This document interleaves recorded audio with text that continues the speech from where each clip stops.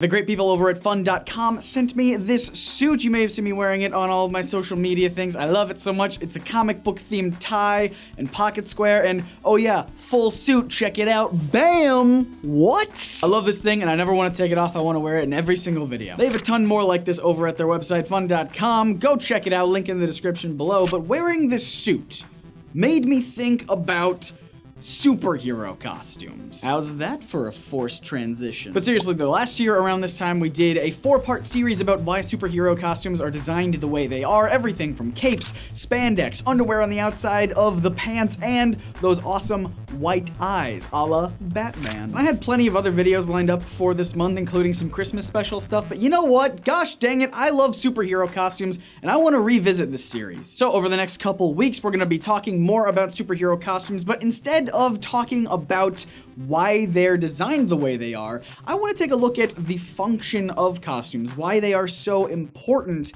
in superhero stories, both in the comics and in the movies. Now, obviously, comic books are a visual medium, costumes are visually eye-catching, and they should help tell the story. We've talked about this plenty of times in the past, but the early comic book industry didn't really have great printing technology, so designing superheroes with bright, vivid costumes helped the reader follow the character from page to page. And it became so effective that a reader could identify a character just by looking for their color scheme and pattern. And so in that way, costumes made characters iconic and easily recognizable. I mean, plus they're just super cool. Look at Superman here. Look how confident he is in this costume, despite the fact that in real life, it looks kind of silly. And if there are characters out there that can wear these kind of costumes confidently, then that kind of signifies that they know exactly who they are and what they stand for. A costume should inform and reflect a very large part of the character. Not all of it, mind you, but a lot of it. Look at characters like Punisher or Aquaman or Doctor Strange. You can just look at these characters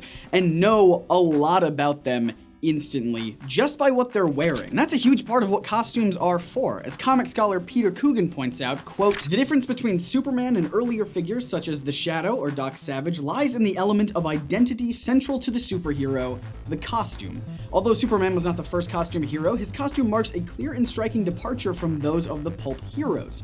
A pulp hero's costume does not emblematize a character's identity. The slouch hat, black cloak, and red scarf of the Shadow or the mask and fangs of the Spider disguise their faces but do not proclaim their identities. Superman's costume does, particularly through his S chevron. Similarly, Batman's costume proclaims him a Batman, just as Spider-Man's webbed costume proclaims him a Spider-Man. These costumes are iconic representations of the superhero identity." End quote. And in some cases, a costumed hero can be a metaphor for real life. When Marvel Comics printed that famous cover of Captain America punching Hitler square in the jaw, they got a ton of backlash for that from isolationists who believe that the US shouldn't even be involved in the war. And then here comes Marvel printing a character who's literally dressed in the American flag, not only getting involved, but going straight to the top and taking matters into his own hands. But of course, the tights and the capes, those are just one costume that a superhero wears. Their civilian clothes are also a type of costume. Someone like Batman, for example, feels more comfortable in the cape and cowl than he does as Bruce Wayne. Bruce Wayne is his costume. But where heroes' civilian clothes are in constant flux from day to day, wearing different outfits, the superhero costume is resistant to change. Barry Allen might wear a different combination of sweater and button-up from day to day, but when he's the Flash, he has a very specific uniform. Because a hero has to be clear in their intentions and motivations and goals. And a costume helps create that sense of stability. If Superman wore a different costume every single day, you wouldn't really know what to look out for if you were in trouble, but once you see that red-blue blur, you know that help is on the way. Which is not to say that costume redesigns don't happen, of course they do. Things get rebooted and updated all the time. Most of the time it's minor tweaks and updates that don't change a lot of the character. But when they do change drastically, it can change how we perceive a hero. When Superman was depowered and put into a t-shirt and jeans with that old classic Superman logo, it was to represent that he's getting back to his roots as a character. A different costume change can even allow a character to reach a completely different audience than before. Take